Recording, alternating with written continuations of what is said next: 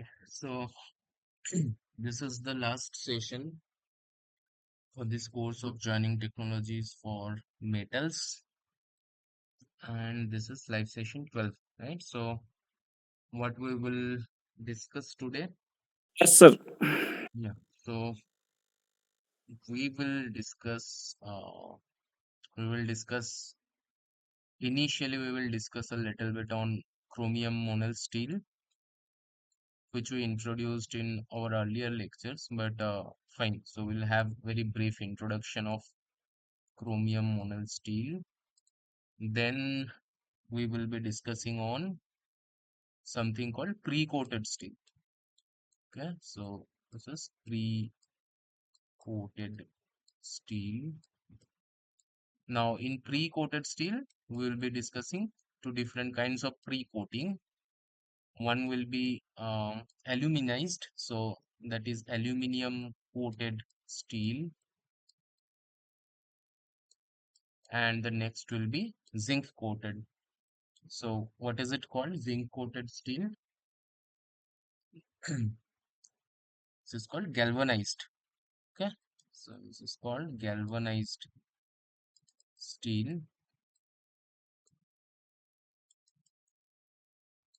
which is zinc coated. And finally, we'll be talking about little bit on corrosion resistant stainless steel. Okay, so we'll be talking on corrosion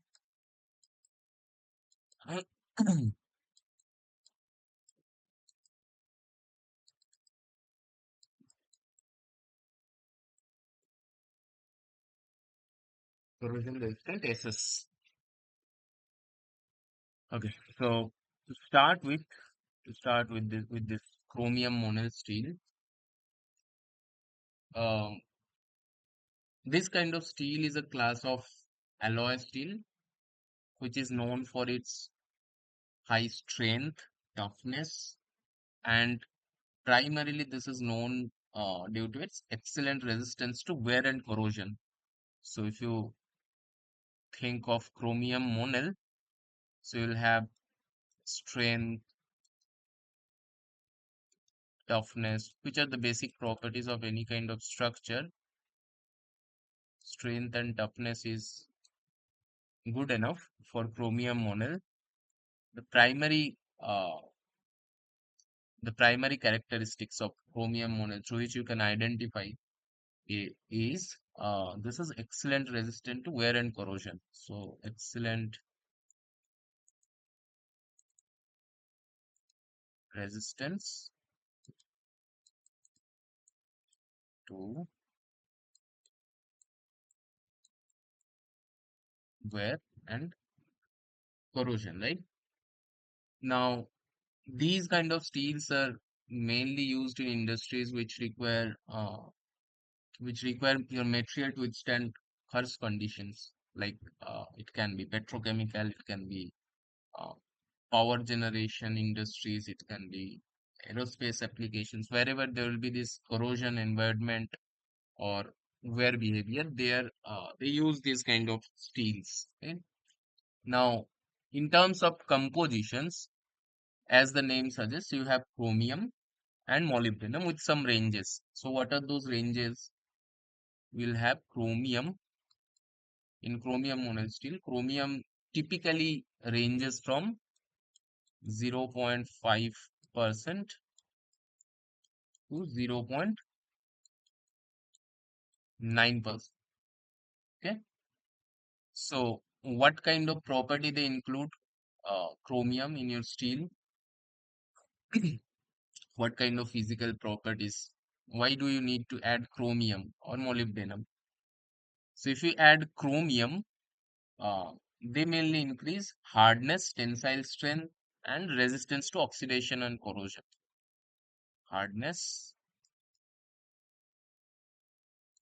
I'm abbreviating tensile strength as TS, tensile strength, and resistance to oxidation and corrosion, right? So, Yes, sir. so this is for chromium, and for monel, not monel. So for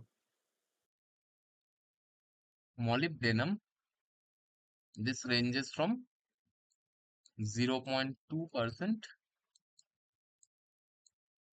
to 1.5%. And what they do, molybdenum, they improves high temperature strength. So if your application is high temperature specific, if your structure need to withstand much higher temperature, then you can add molybdenum to typical ranges of 0.2 to 1.5%. So this will provide you high temperature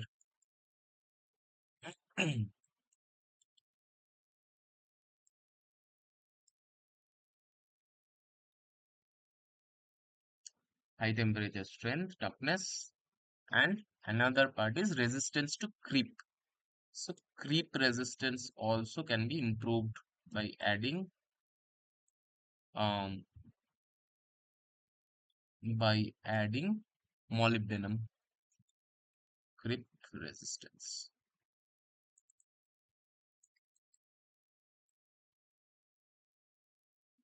Okay. So there are different grades of chromium molybdenum steel. Um, excuse me sir. depend Yeah. Sir एक chromium की जो composition है 0.5 से 0.9% है ना? Mhm. And इस properties में sir ये रिडक्शन ऑन एंड क्या मेंशन है Uh, sir? this is what reduction of mention? oxidation and corrosion. Okay, okay sir. So I'll oxidation या keep it it as increase CORR. Corrosion resistance. Okay sir, thank you. Okay. Now, depending on your composition of chromium and molybdenum, you will have different grades. So there are different grades of SAE grades. I'm not going into the details of those grades. So again, it depends on your composition, how much percentage of chromium you are adding, how much percentage of molybdenum you are adding. Depending on that, you'll have different grades of steel, right? So one of the common grades is known as, what I can remember is, this is called as SAE 4130. This is one grade of chromium molybdenum steel. um i'm I cannot recall exact percentage, but yeah, what I can recall is this is one of the grade of chromium molybdenum steel. Now, in terms of properties of chromium molybdenum steel, as I was saying, you will have high temperature strength. So let's say this is A, high temperature strength. What is high temperature strength? So basically, they will retain their mechanical properties. What are those mechanical properties? Strength and toughness, as simple as, right? So they will retain their mechanical properties at elevated temperature, particularly at higher temperature. So if you think of application like boiler tubes or heat exchangers or pressure vessels, they are mainly this steam chromium turbines. turbine, right? Steam turbines. They are mainly these chromium molybdenum steels are used. So first is high temperature strength, the properties. Next we can talk about this resistance to creep resistance. So what is creep resistance? Any idea?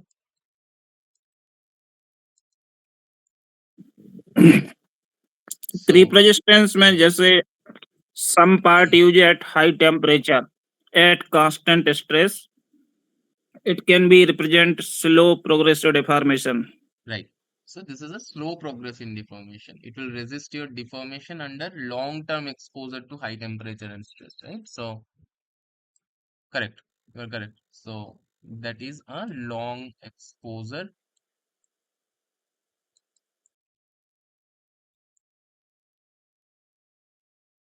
to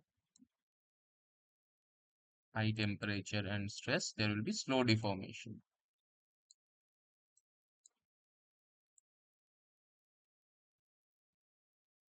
This is understandable, right? The handwriting again. Yes, sir. Okay.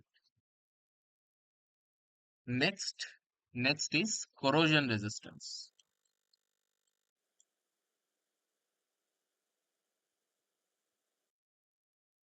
Next is corrosion resistance. And yeah, fine. In terms of weldability, we'll understand in terms of weldability of chromium molybdenum steel. So basically, it is generally weldable through whatever is known in terms of fusion welding, but they require specific preheat, specific post-weld heat treatment, and controlled welding parameters to prevent issues such as uh, you will have hydrogen-induced cracking, you will have liquid embrittlement, different kinds of embrittlement are there. We'll be talking about those things. So these are my main properties of chromium molybdenum steel. And in terms of weldability, what are the challenges that I should consider while I will make chromium molybdenum steel are this. So in terms of weldability, I will have first is hydrogen embrittlement. So we have talked about hydrogen embrittlement in our last class. So first is hydrogen embrittlement. This is susceptible to hydrogen embrittlement, particularly in environments where hydrogen is present at high pressure. So this will lead to some kind of cracking, right? Then, then in the heat affected zone also this is prone to cracking in heat affected zone,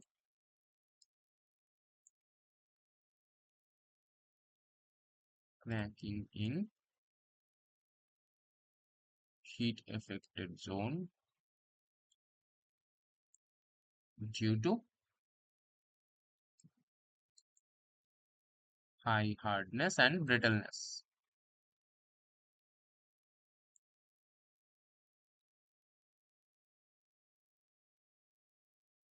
Now to get rid of this kind of cracking, what do we need to do? As I was saying, we need to do preheat and post-weld heat treatment, right?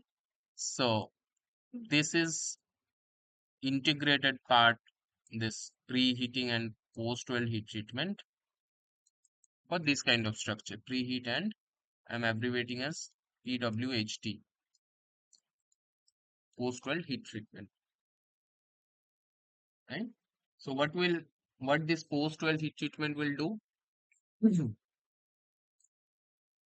It will help me to relieve internal stresses or residual stresses if it is generating during welding process, right? So basically, in terms of heat treatment, we will be doing annealing and tempering. So you'll be performing annealing to soften your material to improve machinability, as you know, in the typical range of some 800 to 850 degrees C, which is upper critical temperature, right? And then I will be followed it by slow cooling. So there will be this quenching and tempering process to achieve some combination of high strength and toughness.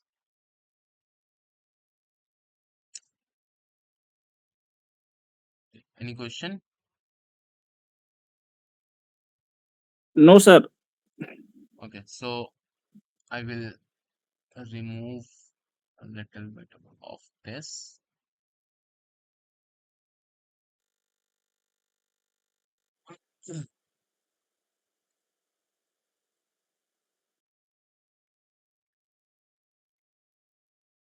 So what were my challenges in welding of chromium molybdenum?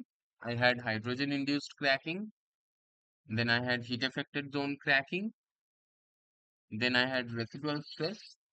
So chromium molybdenum steels are very sensitive to residual stress. So it can accumulate due to some uneven heating and cooling during welding. If it is there, for sure residual stress will be getting generated over there. Then you will have this post-weld heat treatment, right? So to prepare your specimen, what do you need to do? So we'll talk about pre-weld preparation. So preheating is a part of pre-weld preparation, of course. Pre-weld.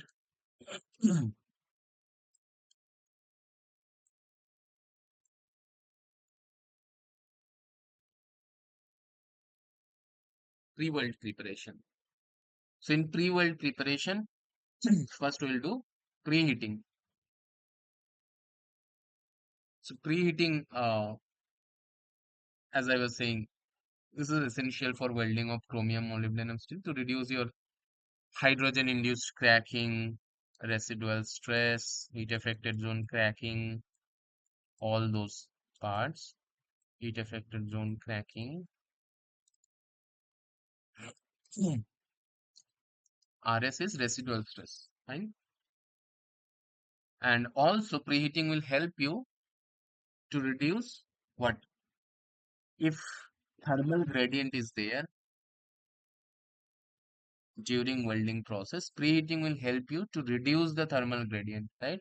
And if you are reducing the thermal gradient, you will be automatically minimizing the residual stresses.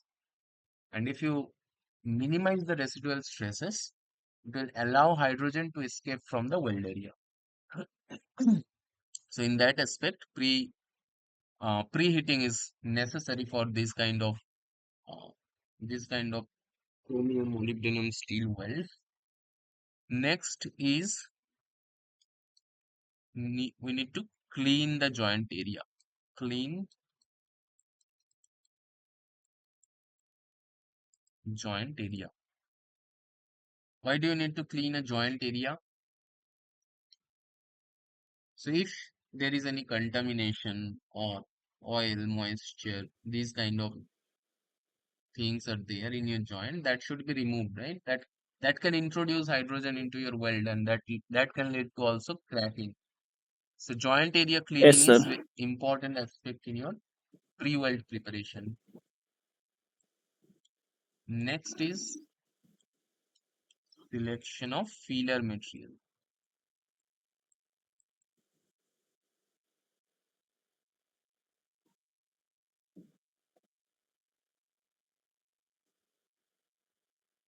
How it will help you? So as I said in our uh, previous lecture, so filler metal can be similar metal or it can be dissimilar, right? Based on what is your base metal Yes, composition. sir. So yeah. So for chromium molybdenum steel, filler metal, there are different grades of filler metal. So I have noted it down. I will make the note over here also. So there is this grade called E8018V2. So no need to remember all these things. So I thought that can be interesting to note over here. So these are hydrogen free filler metals. Then there is grades of E9018B3. So they have their own composition of chromium molybdenum, no? So for this grade, um, I will be having 1.25% chromium and 0.5% molybdenum. And for this grade, this is 2.25% chromium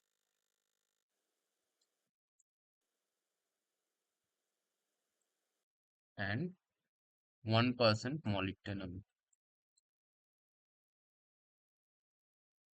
Mhm. Okay. Now, in terms of welding process, in terms of welding process, what kind of welding process I should prefer over here? So, of course, I should prefer a low hydrogen welding process where this um, cold cracking or hydrogen induced cracking will not be inducing over there, right? So, they will minimize my risk of hydrogen induced cracking. So the common process are, of course, shielded metal.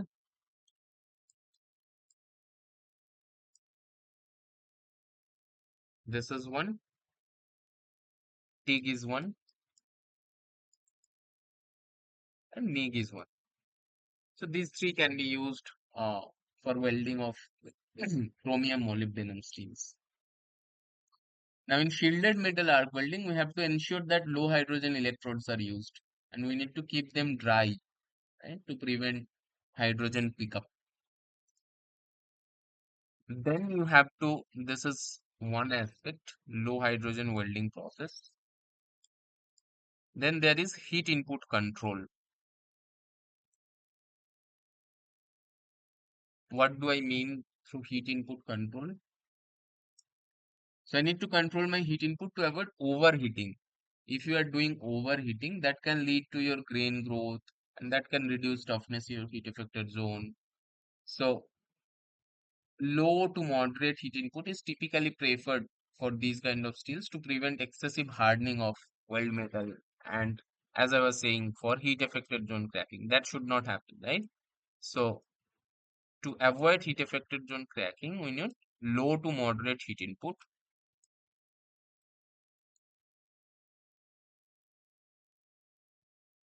And we talked about interpass temperature also. This is also an aspect, interpass temperature. So this is the temperature between two successive passes, right? That should also be controlled to avoid overheating. Then you can plan your weld sequence. And weld sequence. If I plan my weld sequence carefully, it can minimize residual stress. So we will start with some tack welds to hold the components in place, and then I will apply the main welds in such a way to balance my residual stress, whatever will be generating. And next will be I need to avoid rapid cooling.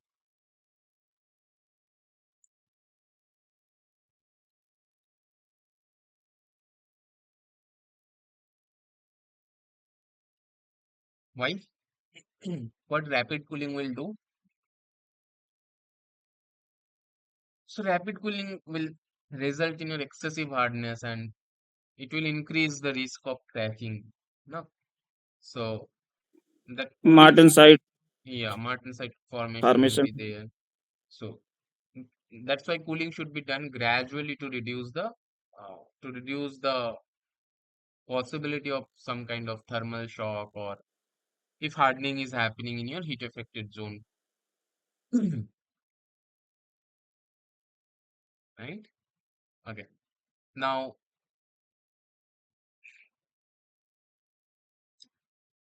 now next I will be talking a little bit on different kinds of embrittlements what it will suffer in chromium molybdenum steel embrittlement.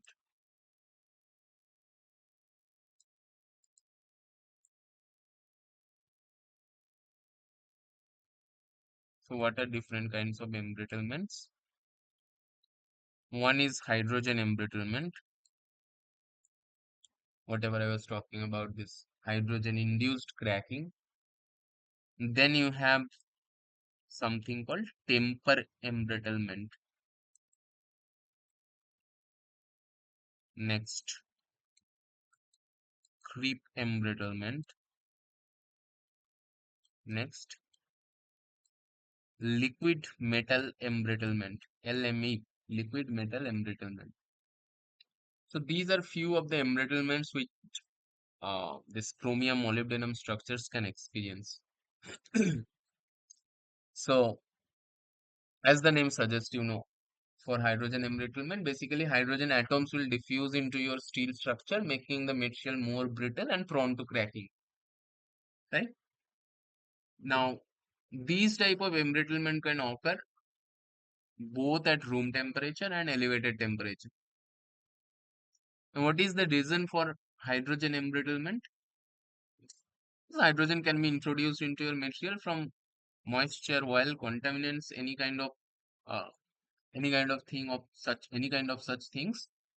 So hydrogen can be introduced over there, and it also can be introduced from electrode and filler materials.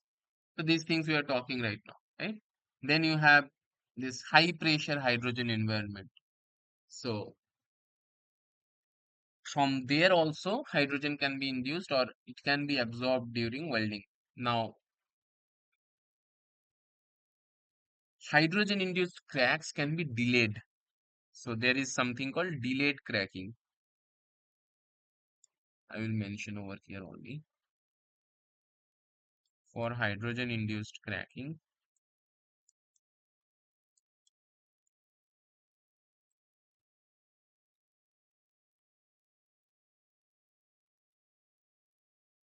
can be delayed. By what means? By doing some preheating, post welding heat treatment, or low hydrogen welding consumables, all those things. So we have talked a lot on hydrogen embrittlement. Next, we'll be talking about these three: temper, creep, and liquid metal.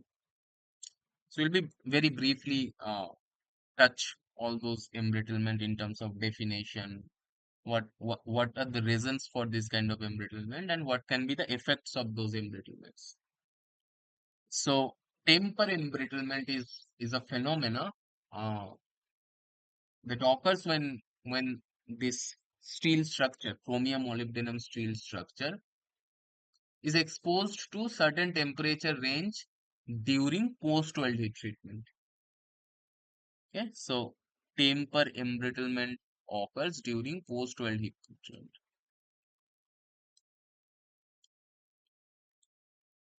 During post-weld heat treatment at certain temperature range. These kind of embrittlement results in, of course, loss of toughness and particularly in the grain boundaries. So grain boundary toughness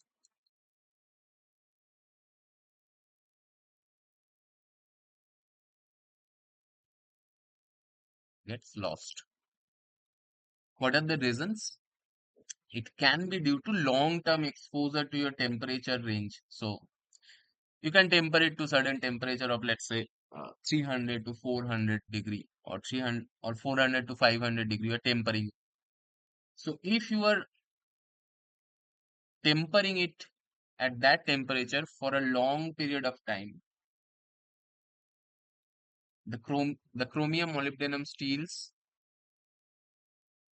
can be prone to temper embrittlement. So I will mention it as long-term exposure to tempering temperature range, right? So uh, long-term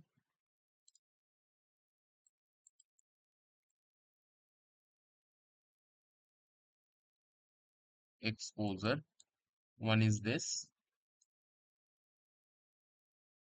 and another is I was talking about this grain boundary toughness gets lost, right? So there will be segregation of impurity elements. So if you have you can have impurity elements like sulfur, phosphorus, maybe arsenic, antimony, anything. So impurity elements can be segregated to the grain boundaries that will weaken my boundary and that will reduce the impact toughness. So segregation of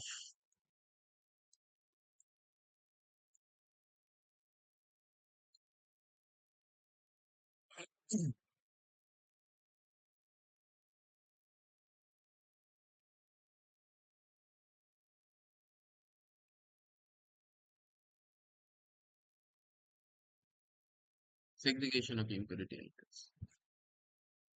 How can you control or how can you mitigate? So you can control your alloy composition, Again, you can do some post-well heat treatment at some below temperature range. And if temper embrittlement occurs, there is one option is called reheating. So reheating your steel above embrittlement temperature range, usually above 600 degrees C, that can sometimes reverse the embrittlement by redistributing your segregated elements, whatever was there in your grain boundary. So reheating is the best option what people do to get rid of uh, this temper embrittlement. Any question?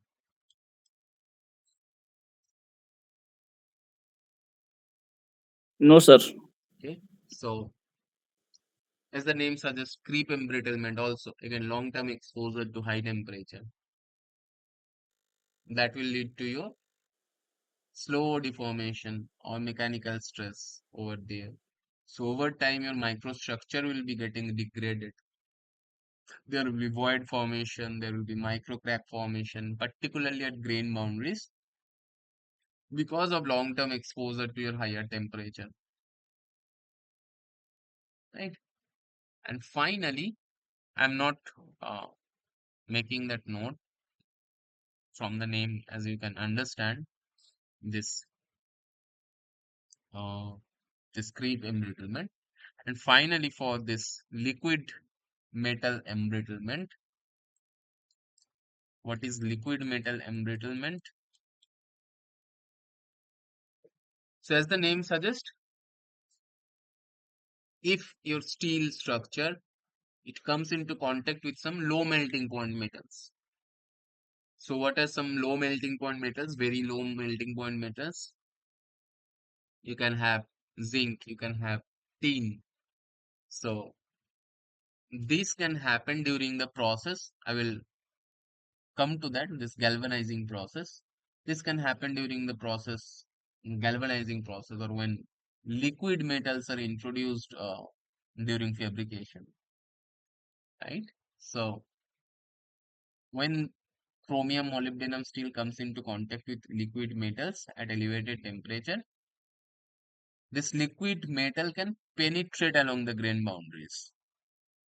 Liquid metal penetration. I will again come into this liquid metal penetration if I'm having some time, I'm not sure. Liquid metal, oh, sorry.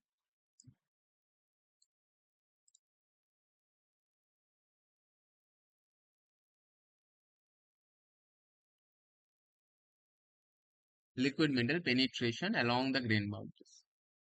Now, how can you mitigate those things? So you can expose your steel to environments where low melting point metals. Uh,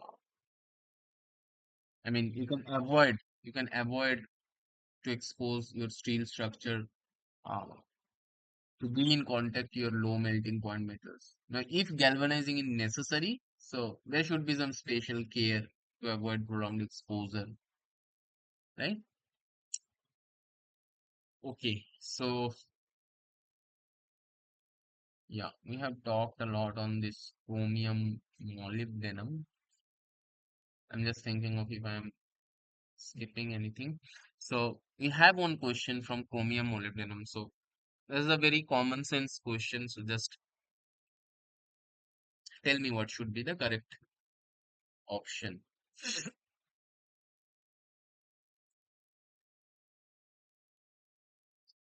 On stress relieving operation, what will happen? So if you're doing some stress relieving operation,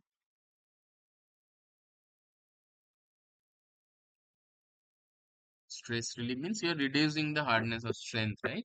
Relieving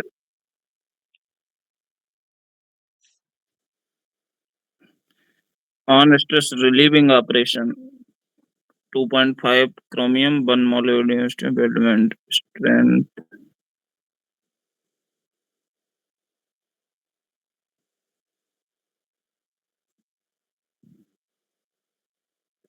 It increase strength and hardness, also temperature resistance. But here Stress relief will strength not increase your decrease. strength on hardness. Stress relief will reduce strength and hardness and Improve ductility or toughness.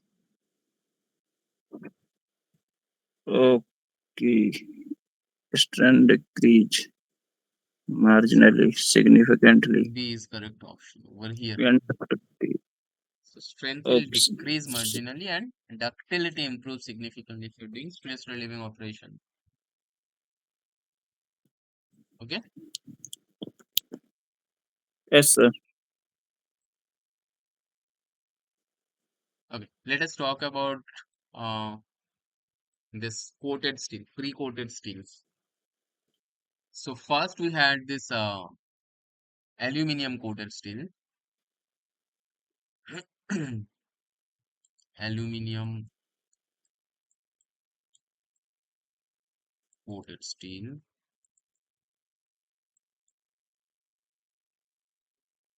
So basically, as the name suggests, you will have a thin layer of aluminum coating which will be applied to your steel surface, typically to enhance its resistance to corrosion at elevated temperature. Right? So aluminum coating will serve as a protective barrier that will prevent the steel underneath from uh, rusting, degrading in harsh environments. So there are two different methods through which you can uh, fabricate these coated steels. One is this hot dip aluminizing, hot dip aluminizing.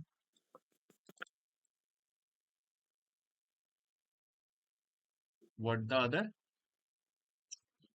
There is this aluminum spraying. Electro Yeah, that is also an option. So mainly that is used for galvanized actually. electroplating. Yeah, mainly that is used for galvanized.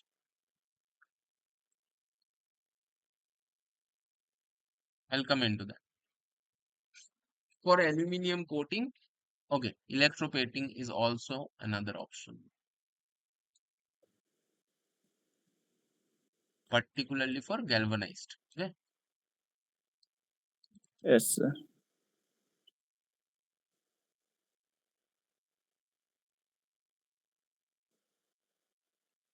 Now, what do you do in hot dip aluminizing? So basically, you'll dip your steel material into a bath of molten aluminum at high temperature. So that high temperature can be around 700, 750 degrees C. Of course, that should be higher than the melting temperature of aluminum, right? And because you are dipping your steel structure into that molten bath, there will be metallurgical bond formation between steel and aluminum that will create my protective layer. Now, this coating thickness can be controlled depending on the time the steel spends in your molten bath, right? So this is hot dip aluminizing. Aluminum, you have heard of this thermal spraying term. Have you heard of thermal spraying?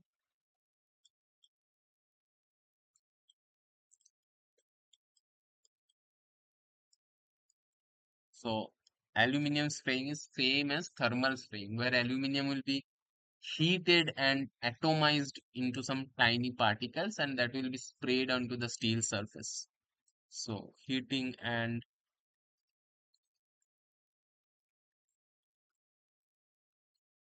atomization of aluminum powders. Now, aluminum spraying is particularly useful if you want to create some thinner coating than hot dip coating. Okay?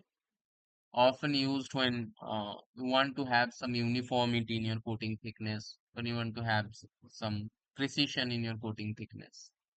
But this process may not form strong metallurgical bond like hot dip, but uh, it will give you necessary surface protection.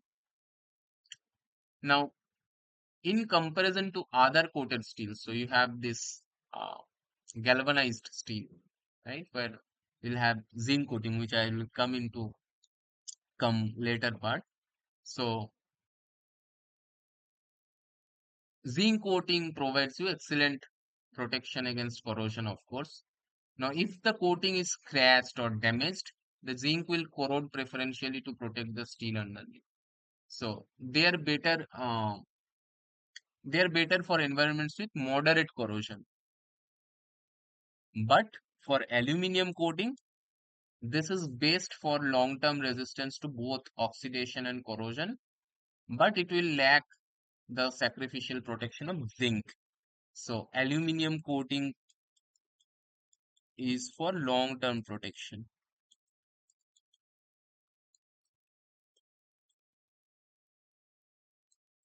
Long-term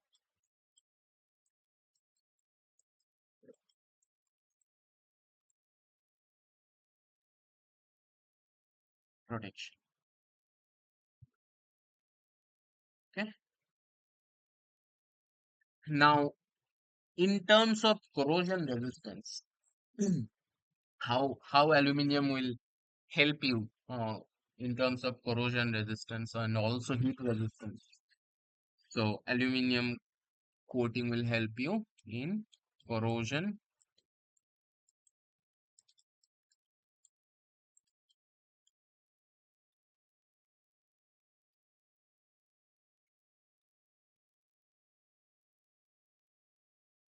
and heat resistance.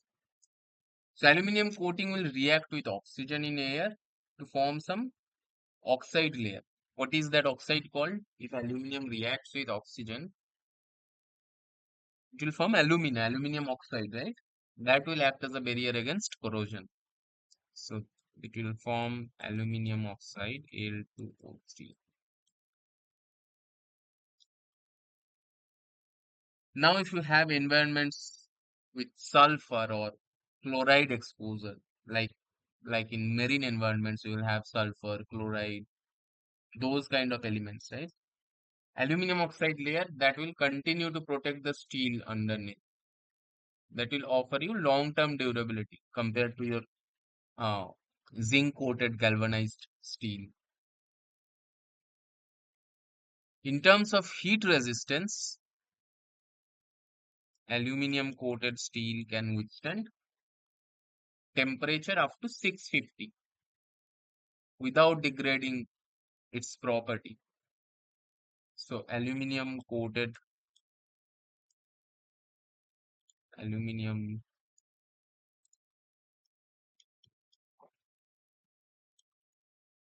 steel can withstand your temperature as high as 650.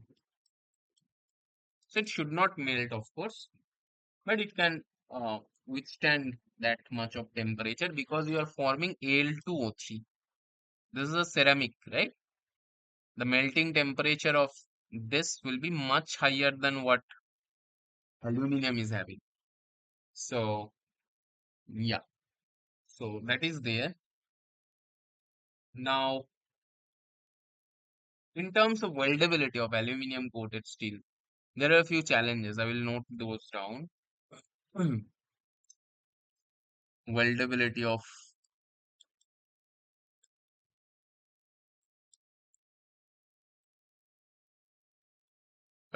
of aluminum coated steel.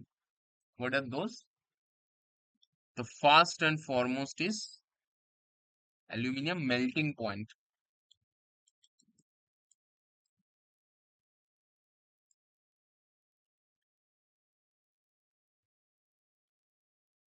What is melting point of aluminum? Any guess? 640 approximate. Yeah, fine. So this is somewhere around 660 for pure aluminum.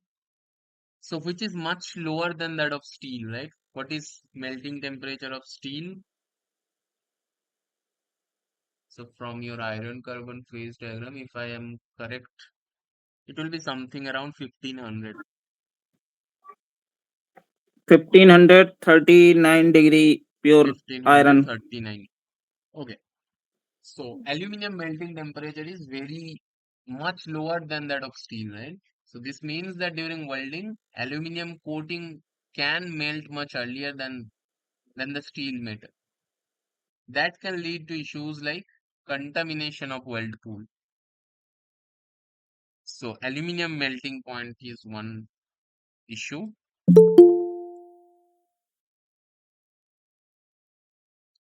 Someone wants to join, just let me check.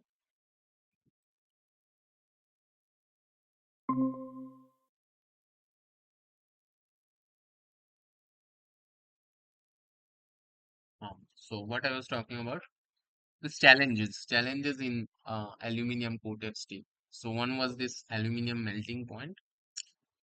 Then there is something called coating burn off, So coating,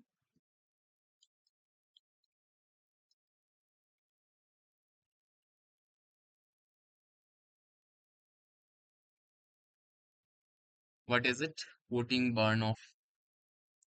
So during welding, um, the aluminum coating around your weld area that may burn off or that may evaporate.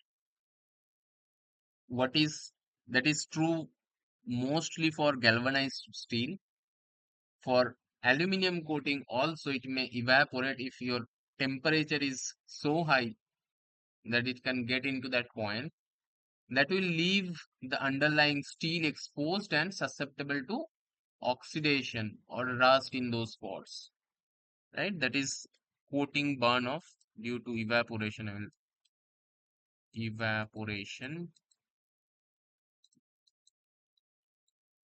Then you have problems like porosity.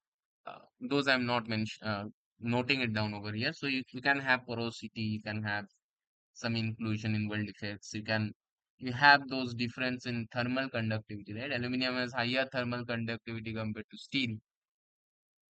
That can cause heat dissipation from your weld zone.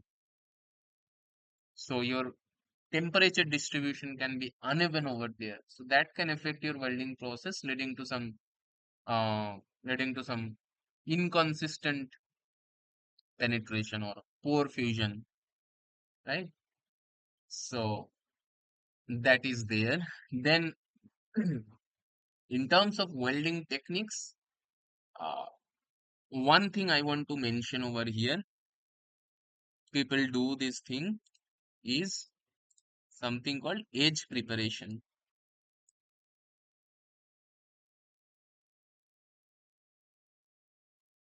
Edge preparation. What is edge preparation? So this is a common practice, that is to remove your aluminum coating from the areas where you want to do your welding. So this can be done by some grinding or sanding, or it can be done by chemically also with some special solvents. So this will allow for better direct contact between the steel components, which will lead to some cleaner weld without the aluminum interfering, right? So this is one option, edge preparation, remove aluminum coating from some specific areas where you need to weld another steel structure. Then of course you can use some appropriate shielding gas, either argon or mix of argon and CO2 to prevent oxidation. You can use TIG, MIG, both the things. There are those options always, preheating and post-weld heat treatment. So in some cases, it may happen that you are preheating the steel to around some 100, to help reduce some thermal shock. And then you improve the weld quality by stabilizing the temperature difference between the aluminum coating and the steel metal. So this preheating and post-weld heat treatment (PWHT) are uh, always with you. If nothing is working for you, you can work with this preheating and post-weld heat treatment. Then I'll be talking a little bit on resistance spot welding of aluminum coated steels. Okay, so fine. I will use it here. Resistance spot welding of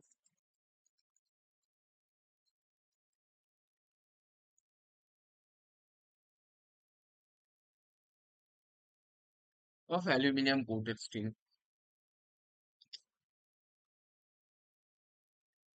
Can you tell me a very particular application of resistance spot welding where it can be used? So resistance spot welding is mainly used for thin sheet metals.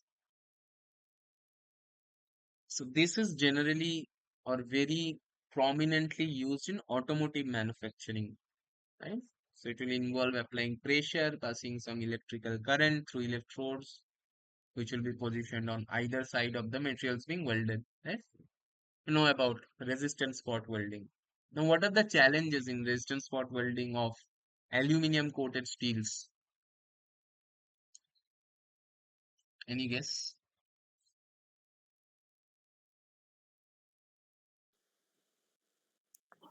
Resistance spot welding.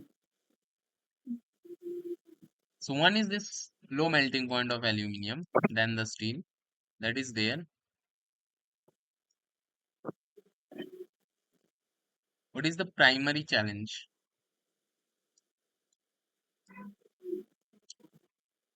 This is electrical conductivity. Yes, sir. Aluminium has higher electrical conductivity Right. and So aluminum is a better conductor of electricity than steel. That means more current passes through the aluminum coating that will reduce your heat generation in the steel core. So this can lead to some insufficient heat being produced to create strong weld. At one point, you don't want to melt aluminum. In another point, this is electrically conductive. So it will not create that much of heat at lower current. So this is counterintuitive, है ना? So what can happen is electrode tip contamination. So there is this something called electrode tip. This is very difficult to control now. So electrode tip.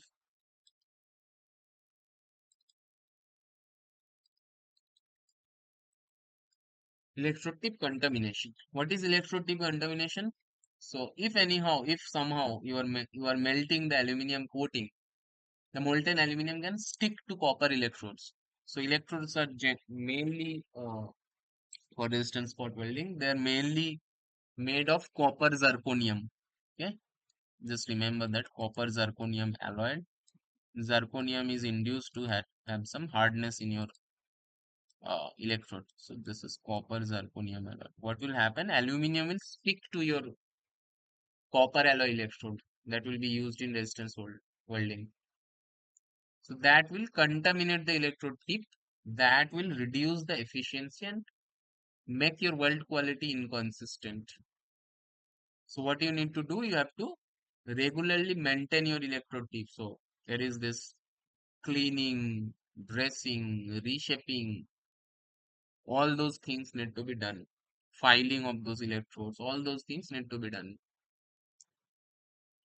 That is the challenge of resistance spot welding of aluminum coated steel. Okay.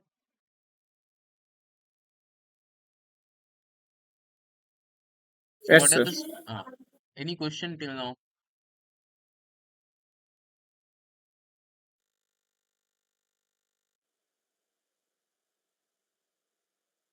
Question. No, sir. Okay. So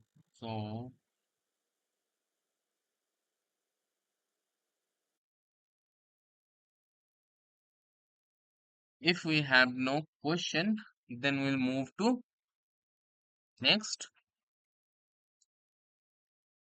galvanized steel. Okay. Once this galvanized part is over, we'll move to the question part. Then whatever time will remaining, we will discuss this stainless steel, galvanized. So let's make it very brief. What are the key features of galvanized steel? You have corrosion resistance. So basically you are doing zinc coating through what? Through this electroplating, hot dipping. Those are there. So corrosion resistance is one option. The primary purpose of zinc coating is to prevent rust and corrosion, but as I was saying, moderate corrosion it can handle. So that is one corrosion.